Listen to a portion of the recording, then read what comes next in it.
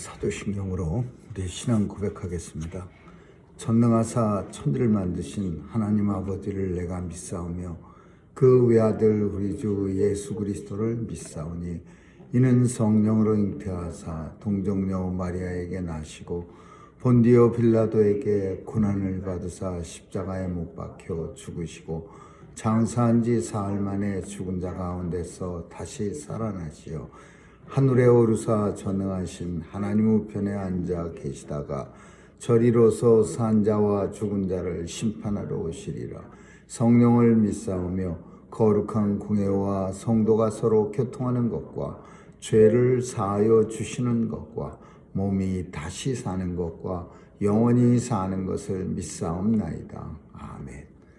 은혜가 풍성하신 하나님, 오늘도 주의 은혜로 새날을 허락하시고 또 우리에게 호흡이 있게 하셔서 새날을 주님과 함께 시작할 수 있도록 은혜 주심을 감사합니다. 오늘도 주 앞에 나온 죄 백성들 긍휼히 여겨 주옵시고 온종일 주님과 동행하는 임마누엘의 축복이 있게 하여 주옵소서. 오늘도 하나님 앞에 간절히 간구합니다. 우리 주여 우리의 기도를 들어 응답해 주시고 이루어지는 것 보는 영광 누리게 하여 주옵소서. 세상에서 만나는 모든 사탄마귀의 세력 일절 틈타지 않도록 성도들 지켜주시고 또 하나님과 함께하는 자의 징조의 삶 살 수 있도록 축복해 주옵소서. 오늘도 하나님께서 온 세상을 통촉해 주시고 또 날마다 심화되는 양극화 현상을 없애주셔서 안정하고 또 모든 사람이 다치지 않는 그런 세상에 살아갈 수 있도록 우리 자녀들에게 축복해 주옵소서. 오늘도 전쟁터를 종식시켜 주시고 또 끝없이 서로 죽이고 죽는 그런 전쟁 하나님께서 도와주셔서 이 땅에서 사라질 수 있도록 역사해 주옵소서. 오늘도 아버지여 참으로 미국 땅을 축복해 주셨사오니 이 축복을 가지고 온 세상에 복음 전하는 일에 크게 쓰임받는 우리 미국 땅이 될 수 있도록 도와주시옵소서. 오늘 하루도 주님 손길에 의탁합니다. 또 주일 잘 준비하는 토요일이 되게 해 주옵소서.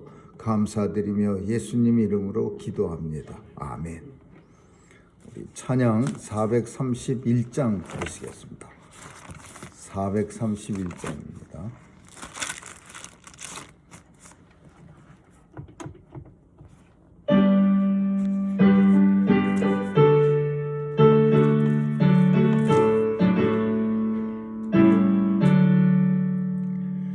내 주여 뜻대로 행하시옵소서. 온 몸과 영혼을 다 주께 드리니 이 세상 고락한 인도하시고 날 주관하셔서 뜻대로 하소서. 내 주여 뜻대로 행하시옵소서. 큰 근심 중에도 낙심케 마소서. 주님도 때로는 울기도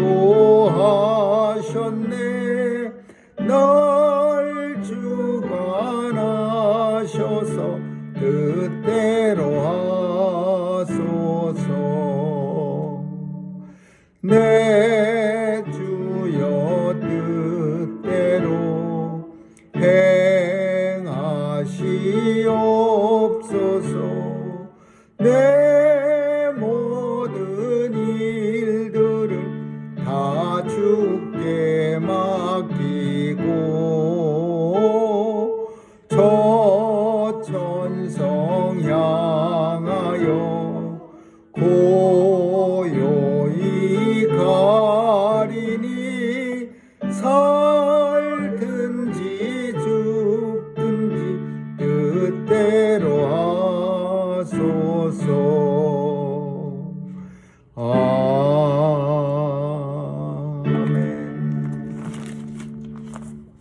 하나님 말씀은 레위기 4장 보겠습니다.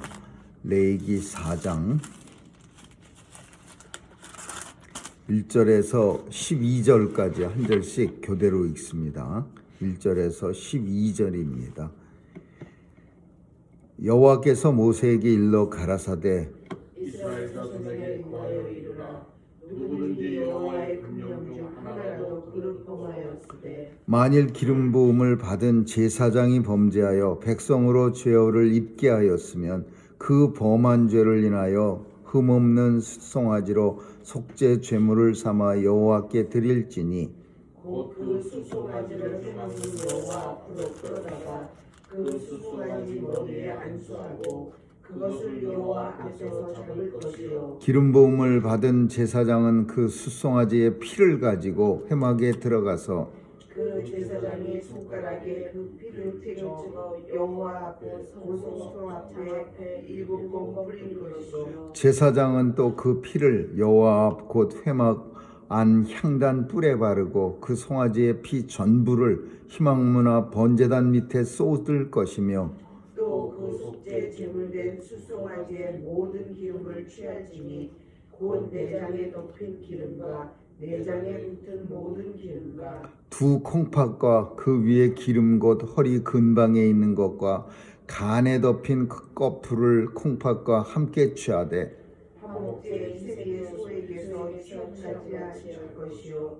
제사장은 그것을 번제단 위에 불사를 것이며 그 숫송아지의 가죽과 그 모든 고기와 그 머리와 다리와 내장과 그 숫송아지 전체를 진 바깥에 버리는 곳이 청결한 곳으로 가져다가 불로 나무 위에 사르되 곧제 버리는 곳에서 살을 지니라. 아멘. 거기까지.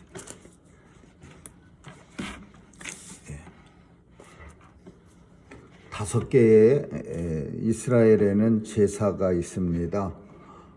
번제, 소제, 화목제, 그리고 속죄제, 속건제 이렇게 다섯 개의 제사가 있는데 오늘 우리가 살피는 제사는 네 번째 제사 속죄제입니다. 속죄제는 속건제하고 비교가 많이 되는데 속죄제하고 속건제의 큰 차이는 두 가지입니다.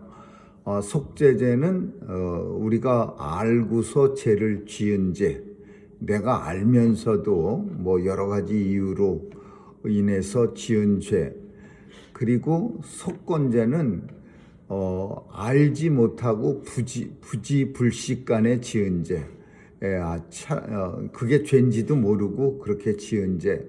두 번째로는 속죄제는 갚을 길이 없는 죄.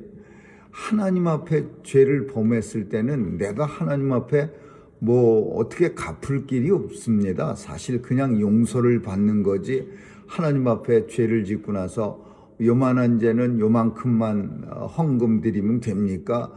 이렇게 해서 갚아지는 게 아니죠. 그래서 갚을 길이 없는 죄는 속죄제고 속건제는 누군가에게 갚을 수 있는 죄, 누군가에게 돈을 꿔서 안 줬다든지 아니면은 누군가의 물건을 훔쳤다든지 그래서 그 율법에 정한 대로 돈을 갚거나 그 훔친 물건을 뭐 2배로 배상하면 그런 제사를 속건제라고 합니다. 그래서 속죄제와 속건제가 있고 또 속죄제 그러니까 속죄 제사는 마찬가지로 수시로 드리는 제사입니다. 이것도 큰 죄를 졌을 때는 언제든지 드리는 제. 근데 이제 속죄일이라는 게 있습니다. 이스라엘의 명절 가운데 하나인 속죄일. 근데 그 대속죄일, 용키퍼라고 그렇게 부르는 이 속죄일은 속죄제와 관련이 있는 게 아니라 그 속죄일이나 대속죄일 뭐 이런 거는 대제사장이 지성소에 들어갈 수 있는 날을 속죄일이라고 하는 겁니다.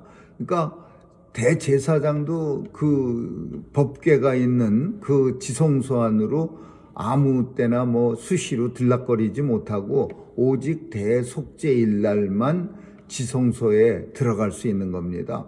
그러니까 하나님을 만나는 게 얼마나 힘든 일이고 또 무시무시한 일인지 오직 1년에 한 번 7월 10일 날 그 유월절이 끝난 날 마지막 날에 그날에 한번 국민 전체가 막 배옷을 갈아입고 제사장은 그 지성소로 들어가는 겁니다. 그래서 하나님 앞에 이제 뭐 들어가서는 여러 가지 일도 있겠지만은 뭐 이렇게 지성소 벗개도 이렇게 좀 먼지가 앉은 걸 청소도 하고 뭐 하나님 앞에 그 안에도 살피고 그리고 이제 하나님 앞에 기도와 지성소에 들어가서 하나님을 만나는 일이 그렇게 중요하다라는 겁니다. 오늘 속죄제는 이제 참 특징이 뭐냐 하면은 사람에 따라서 제물이 틀려집니다. 속죄제는. 그러니까 대제사장이 죄를 지면은 그러면은 숫송아지 제일로 그 당시에 가축 중에서 돈이 나가는 숫송아지로 이제 제물을 드려야 되고 그 다음에 평민 적당한 오늘날로 말하면은 중산층이라고 할 수 있겠죠. 평민이 죄를 지면은 제일 싼 그 양입니다. 염소하고 양의 가격을 비교해 보니까 제 기억에는 제 생각에는 염소나 양이나 그게 그거 같은데 당시에는 염소가 훨씬 비쌌다고 합니다. 양은 너무나 많은 농가가 이제 양을 치니까 아마도 가격이 좀 다운돼서 그러는 것 같은데 평민은 양이고 그리고 족장은 염소입니다. 그래서 이 지은 사람에 따라서 똑같은 죄를 지었는데 하나님 앞에 똑같이 뭐 율법 중에 10계명 중에서 어떤 거 하나를 어겼다. 그랬을 경우에 제사장은 소를 바쳐야 되고 족장은 염소를 바쳐야 되고 평민은 양을 바쳐야 되고 그럼 가난한 사람 죄 지어도 바칠 게 없는 사람은 어떡하냐? 가난한 사람도 무조건 바쳐야 합니다. 뭘 바쳐요? 비둘기 바쳐야 돼요. 비둘기 바치고 그 다음에 비둘기에다가 곡식 한 줌을 같이 바쳐야 돼요. 그러니까 이 사람에 따라서 같은 죄를 졌어도 하나님 앞에 제물이 드려지는 게 서로 다른 겁니다. 이거는 좀 시사하는 바가 크죠. 세상에서 오늘 우리 사회에서도 남에게 어떤 모범을 보이고 본이 될 만한 삶을 살아야 할 사람이 범죄를 하면은 오늘날은 이리저리 이 모양 저 모양으로 그런 사람들은 다 빠져나오고 죄에 참 힘없고 약한 사람만 끌려 들어가고서 고생을 하는 그런 시대가 우리가 사는 시대인데 정말 예전에 오늘 본문 속에서는 똑같은 범죄라도 사회적으로 사람들에게 존경을 받는 사람들, 제사장, 족장 이런 사람들은 훨씬 더 큰 거를 하나님 앞에 제물로 드려서 그 죄를 용서받아야 되고 또 평민은 같은 죄를 졌어도 그냥 좀 더 낮은 제물 그리고 가난한 사람들은 더 낮은 제물 이런 걸 통해서 하나님께서 비교적 공평하게 당시 속죄하는 방법에 있어서 이렇게 뒀어요. 근데 또 하나 특징은 하나님은 죄를 갖다가 사람 개개인이 짓는 것만으로 단정하지 않고 집단적 죄도 하나님 앞에 제사를 댔어요. 그래서 성경은 이스라엘이 범죄하였거든 이런 표현을 썼어요. 이거는 어떤 마을이 통째로 범죄하는 거예요. 그런 예를 오늘 우리 사는 시대도 쉽게 찾아볼 수 있어요. 어느 마을에 가면은 그냥 뭐 아주 특별히 나쁜 짓도 하는 마을도 있어요. 막 끔찍한 짓, 입에 담기 어려운 그런 짓을 마을 남자들이 아주 그냥 집단으로 하는 그런 끔찍한 마을도 있는데, 그런 건 말고 집단으로 마을 사람들이 외지인을 갖다가 막 이렇게 막 공격하고 이렇게 막 텃세가 심해갖고 쫓아내고 막 그런 집단으로 하는 게 아마도 이 시대에는, 모세 시대에는 심했을 겁니다. 그러니까 이 시대에는 마을도 범죄하면, 통째로 범죄하면 하나님 앞에 마을이 통째로 가서 제사를 지내야 돼요. 그러니까 이게 무슨 뜻이냐 하면, 죄라는 거는 개인적인 죄도 있지만은 집단적인 죄도 있다라는 거예요. 이게 성경에는 종종 아주 많은 곳에서 집단적으로 죄를 자주 저지릅니다. 우리가 뭐 멀리 예를 안 들어도 예수 그리스도가 십자가에 못 박혀 죽으신 까닭은 이 어리석고 무지한 예루살렘 백성들이 집단적으로 예수님을 십자가에 달으라고 외쳤습니다. 예수님한테 할렐루야를 외치고 그냥 들어올 때 자기 겉옷을 깔아서 예수님이 어린 나귀를 타고 들어오실 때 환영하던 인파들이 힘없이 예수님이 로마 사람들에게 잡혀가는 모습을 통해서 실망하고는 그냥 십자가에 못 박으라고 악을 쓰고 집단이 외치는 거예요. 집단이 사도 바울도 마찬가지예요. 아레오바고 광장에서 사도 바울을 갖다가 막 집단적으로 잡아다가 막 린치를 가하고 막 똑똑한 서기관이 구하지 않았으면은 사도 바울은 복음도 전하지 못하고 중간에 죽을 수 있었던 그런 일도 있습니다. 그러니까 이 집단이 저지르는 죄, 어떤 한 그룹, 계급이 모여갖고 똘똘 뭉쳐갖고서 잘못된 행동을 하는 이런 집단도 하나님 앞에 범죄했으면은 제사를 지내야 되는 거죠. 오늘 우리 사회에서는 개인적인 죄만 대단하게 여기는데, 사실은 어떤 집단이 함께 똘똘 뭉쳐서 저지르는 이런 죄는 하나님 보시기에 더 큰 죄라고 볼 수 있는 거죠. 그래서 집단은 제사장처럼 숫송아지, 아주 이것도 당시에는 얼마나 귀했겠습니까? 숫송아지를 하나님 앞에 바쳐야 되는 그런 제물로 쓰는 거예요. 근데 이 속죄제의 특징은 뭐냐? 다른 제사들은 적당히 태우고, 심지어 소제, 그 고운 곡식 가루를 드리는 소제도 전부를 태우진 않습니다. 그 소제의 얼마를 기념물로 제사장이 취해서 하나님 앞에 유향과 기름을 섞어 갖고 번제단에서 태워 갖고 향기로운 그 냄새를 올려드리는 그런 제사인데, 이 속죄제는 이거는 하나도 건질 게 없어요. 모조리 다 태워야 돼요. 그 잘 타는 기름이나 내장들은 번제단 위에서 태우고, 그리고 나머지 고기나 뭐 넓적다리, 정강이 이런 거는 저 재 뿌리는데, 재 가져다 버리는 데 가서 모조리 몸통까지 다 태워야 돼요. 그리고 이거는 그래서 완전히 태우는 번제, 전제라고 합니다. 번제의 한 방법이 전체를 태워버리는 전제예요. 그러니까 제사장도 뭐 집단도 뭐 족장도 평민도 가난한 자도 자기가 드린 제물들이 번제단에서 다 태워지는 게 이게 속죄제의 특징이에요. 그럼 죄를 어떻게 태우느냐? 이제 전가라는 트랜스퍼지요.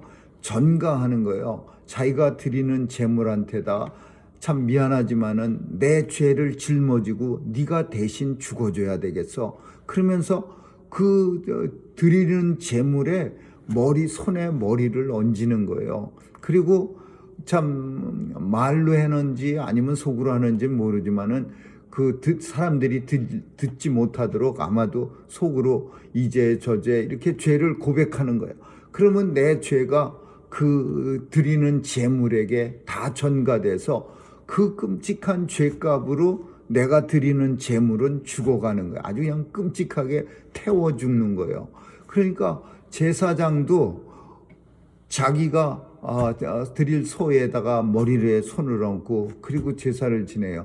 그리고 소를 죽여갖고 순전히 자기가 드리는 거예요. 피를 갖다가 자기를 위해서 번제단과 향단에다 뿌리고, 그리고 자기가 제사장은 돼요.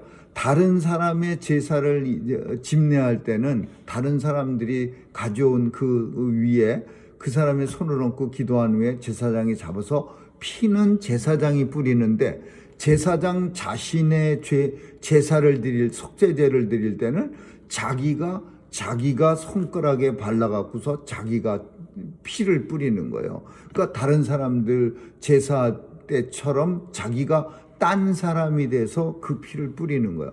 이거 뭘 상징하느냐? 제사장도 하나님 앞에 범죄하면은 평민이나 족장이나 가난한 자나 다 똑같은 사람이에요. 그래서 누구든지 죄를 질 수 있다. 사람은 누구든지 하나님 앞에 죄인이다라는 것을 우리에게 보여주는 거죠. 그래서 제사장도 자기가 손수 잡아갖고 자기 손가락으로 피를 묻혀서 자기 손으로 번제단 네 기퉁이에 먼저 바르고, 그리고 그 앞에 있는 금향단에 또 발라서, 그래서 하나님 앞에 생명을, 자기 죄를 대신해서 죽어가는 생명을 바치는 거예요. 그리고 이 제사는, 속죄 제사는 모든 제사가 다 그렇습니다. 예수 그리스도를 예표하는 그런 내용이지만은, 특별히 속죄제는 특별히 예수님이 나를 위해서 십자가에서 속죄 제물로 돌아가셨음을 우리에게 보여주는 거예요. 예수님은 우리를 위해서 스스로 제물이 돼서 하나님 앞에 우리 죄를, 우리가 예수님 머리에다 손을 얹고 죄를 전가시키진 않았지만 예수님은 스스로 이 땅의 모든 하나님의 자녀들의 죄를 스스로 담당하신 거예요. 이미 예수님 오시기 전에 오실 예수님을 믿고 죽은 자들의 죄를 담당하고, 예수님이 오셨을 때는 오신 예수님을 믿고 담당하고, 그리고 오시고 나서는 오셨던 예수님을 믿고 담당한 그 모든 죄를 예수님이 친히 담당하시고 속죄 제물로 피를 다 쏟았고 물을 다 쏟았고 십자가에서 돌아가신 거예요. 그래서 예수님은 우리 모든 사람의 제물이 됐는데, 이 제물의 뜻에는 또 하나 특징이 있는데, 제사장은 숫송아지, 가난한 사람은 비둘기를 드렸지만 성도에게는 불평등이 없는 거예요. 큰 성도나 작은 성도나 다 예수님 앞에선 똑같은 평등한 하나님의 자녀야. 그래서 예수님이, 왜냐하면은 예수님이 속죄 제물이 되셨어요. 숫송아지하고 감히 비교할 수 없는 그 예수님이 속죄 제물로 돌아가셨다는 것은 우리 모두가 세상에서 최고의 것으로 하나님 앞에 제물을 드려서 우리 죄를 용서받았다는 의미도 되고, 또 하나는 예수님이 모든 사람의 속죄 제물이 되셨다는 것은 모든 사람이 주 안에서 평등하다는 것을 우리에게 보여주는 거죠. 그래서 이 제물은 한 번에, 그리고 모든 것을 한 번에 모든 것을 다 감당하는 거예요. 그 출애굽기 오늘 속죄제에서 속죄일에 드렸던 제물은 매년 드려야 되는 거예요. 그리고 매번 죄 질 때마다 드려야 되는 거예요.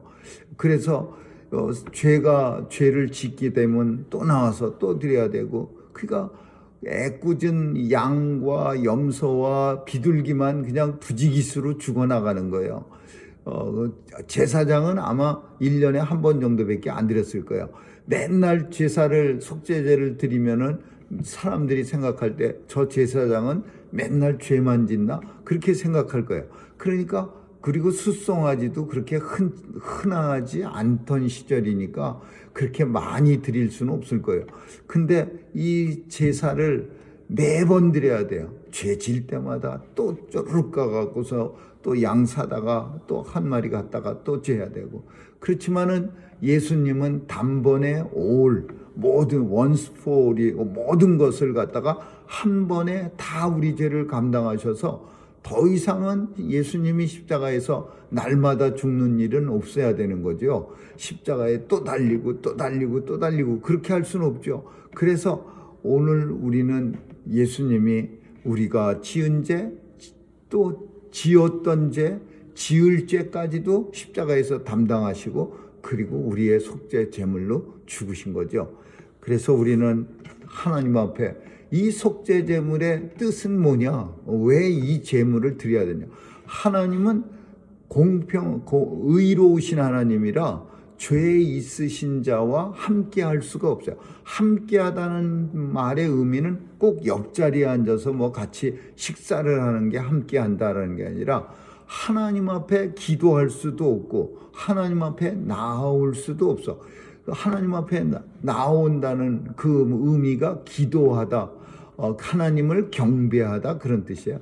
하나님 앞에 죄를 지면 하나님 앞에 기도할 수도 없고 하나님을 경배할 수도 없어요. 그러니까 하나님과 함께 할 수가 없기 때문에 속죄제를 드리지 않으면 아무런 인생이 이 땅에 사는 의미가 없는 거예요. 하나님 없는 혼자가 살아가는, 남이 볼 때는 그냥 혼자 씩씩하게 사네. 아무리 씩씩하면 뭘 합니까? 그 사람에게서 하나님이 없는데 하나님과 함께하는 삶만이 완전한 삶이고 그렇게 살아야 하나님 영원한 나라를 기업으로 받을 수 있는 거죠. 그러니까 속죄제라고 하는 의미는 굉장히 의미가 큰 거예요.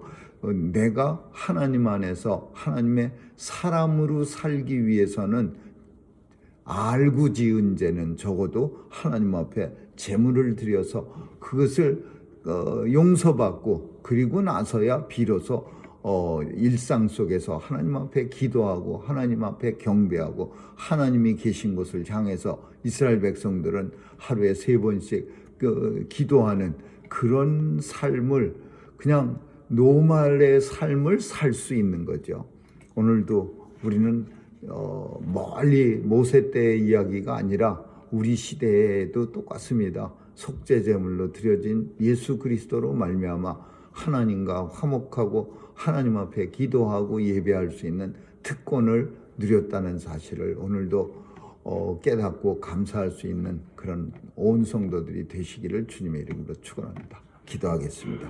좋으신 하나님 감사합니다. 속죄제를 예수 그리스도를 희생제물로 드려서 용서받은 우리들입니다. 하나님 도와주셔서 늘 이 은혜를 감사하며 또 감격하며 주님만 함께하는 그런 삶을 살아갈 수 있도록 역사해 주옵소서. 감사드리며 예수님 이름으로 기도합니다. 아멘. 주기도문으로 마치겠습니다. 하늘에 계신 우리 아버지여, 이름이 거룩히 여김을 받으시오. 나라에 임하옵시며 뜻이 하늘에서 이룬 것 같이 땅에서도 이루어지이다. 오늘날 우리에게 일용할 양식을 주옵시고 우리가 우리에게 죄 지은 자를 사하여 준 것 같이 우리의 죄를 사하여 주옵시고 우리를 시험에 들게 하지 마옵시며 다만 악에서 구하옵소서. 대개 나라와 권세와 영광이 아버지께 영원히 있사옵나이다. 아멘.